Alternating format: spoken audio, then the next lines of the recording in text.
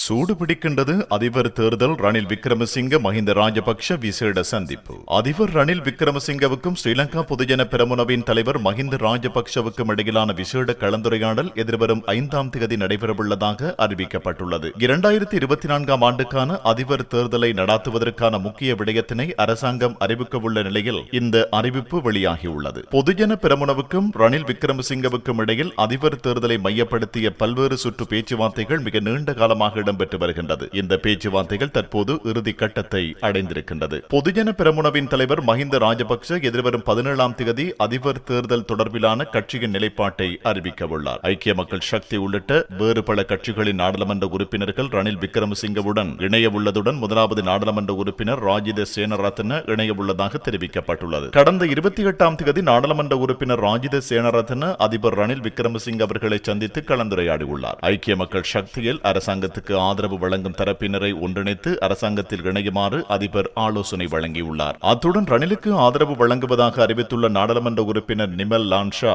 தலைமையிலான புதிய அரசியல் கூட்டணியினர் 8ஆம் தேதி ஹம்பாந்தோட்டையில் இடம்பெறவுள்ள கூட்டத்தில் அதிபரை ஆதரிக்கும் நிலைப்பாட்டை அறிவிக்க உள்ளனர். இந்த கூட்டத்தை அமைச்சர் மஹிந்த அமரவீர ஏற்பாடு செய்கின்றார். அத்துடன் அமைச்சர் கஞ்சன விஜயசேகர ஏற்பாட்டில் மாத்தறையில் எதிர்வரும் 16ஆம் தேதி கூட்டம் ஒன்று ஏற்பாடு செய்யப்பட்டுள்ளதாக தெரிவிக்கப்பட்டுள்ளது. அத்துடன் ரணில் விக்ரமசிங்க எதிர்வரும் அதிபர் தேர்தலுக்கான பிரச்சாரத்தை இந்த மாதம் தொடக்கத்தில் ஆரம்பிக்க உள்ளதாக தகவல்கள் வெளியாகியிருக்கின்றது. இதேவேளை 25 மாவட்டங்களையும் உள்ளடக்கிய வகையில் பிரச்சார பணிகள் முன்னெடுக்கப்பட உள்ளதாக தெரிவிக்கப்பட்டுள்ளமை குறிப்பிடத்தக்கது.